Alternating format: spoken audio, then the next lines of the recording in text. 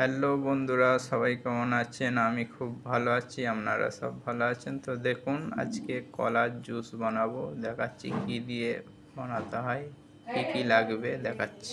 4টে কলা নেবেন, 4টে খেজুর নেবেন, কাজু বাদাম নেবেন, আর এইটা হচ্ছে ছোলা ভাজা আছে, এটা মিক্সিতে মিক্স করে নিতে হবে।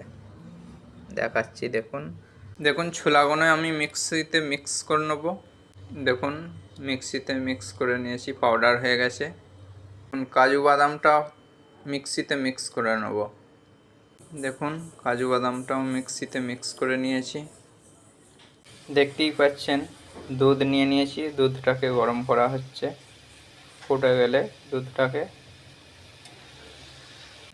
কলাগুলো এরকম কুচিয়ে নেবেন ছোট ছোট করে। তো দুধ দিয়ে দিয়েছি, দেখুন তো রেডি হয়ে গেছে। দেখুন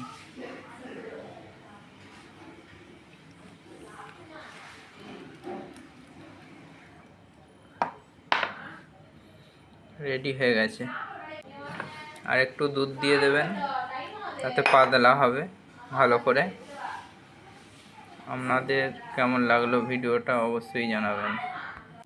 অবশ্যই বন্ধুরা বাড়িতে ট্রাই করে দেখবেন, এই রকম জুস বানাবার খুব সুন্দর টেস্ট লাগে।